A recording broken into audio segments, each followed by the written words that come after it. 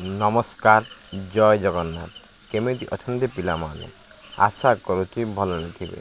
ଆଜି ଆସିଛି ଆପଣଙ୍କୁ ଏକ ଅପଡ଼େଟ୍ ଦେବା ପାଇଁ, ଯାହାକି ITBPର ରିକ୍ରୁଟମେଣ୍ଟ ବିଷୟରେ କନେଷ୍ଟବଳ କିଚେନ୍ ସର୍ଭିସ୍ ଷ୍ଟାଫ୍ରେ କହିବା ପାଇଁ ଆସିଛି। ଆପଣଙ୍କୁ ଏକ ବହୁତ ବଡ଼ ଇନଫର୍ମେସନ୍ ଦେବା ପାଇଁ, ଯାହାକି ପୋଷ୍ଟଟି ରହୁଛି 819, ମେଲ୍ ପାଇଁ ରହୁଛି 697 ଏବଂ ଫିମେଲ୍ ପାଇଁ ରହୁଛି 122ଟି। ITBPର ଏହା ବହୁତ ବଡ଼ ଭ୍ୟାକେନ୍ସିଟି କନେଷ୍ଟବଳ କିଚେନ୍ ସର୍ଭିସ୍।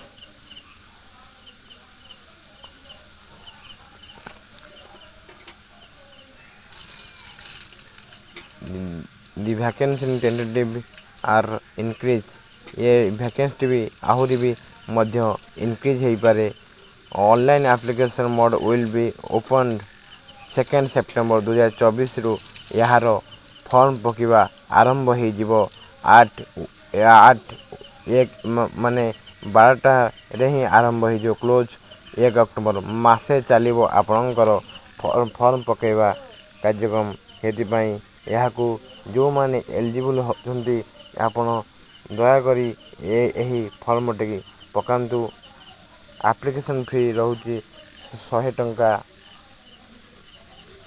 ଏବଂ ଏକ୍ସ ସର୍ଭିସମ୍ୟାନ୍ ଏବଂ ST ପିଲାମାନଙ୍କୁ ରହୁଛି ଏହା ଫ୍ରି ରହୁଛି। କେବଳ ଆପଣମାନଙ୍କର ଜେନେରାଲ୍ ଏବଂ OBC ପିଲାମାନେ ଦେବେ ଫିସ୍ଟି ଦେବେ ଏମାନେ। ଏବଂ ଏଜ୍ ରହୁଛି 18ରୁ 25 ବର୍ଷ। ଆପଣଙ୍କ ଏଜୁକେସନ୍ କ୍ୱାଲିଫିକେସନ୍ ରହୁଛି କେବଳ 10ଟି ପାସ୍ ଯେଉଁମାନେ କରିଥିବେ, ସିଏ ଏ ଫର୍ମଟିକୁ ଆପ୍ଲାଏ କରିପାରିବେ। ଆପ୍ଲିକେସନ୍ ଫର୍ମ ଅନଲାଇନ୍ ମୋଡ଼୍ରେ ହିଁ ଆପଣଙ୍କର ଆପ୍ଲିକେସନ୍ ହେବ। କେବଳ 10ମ ଯେଉଁମାନେ ପାସ୍ କରିଛନ୍ତି, ସେହିମାନେ ଏହାକୁ ଆବେଦନ କରିପାରିବେ।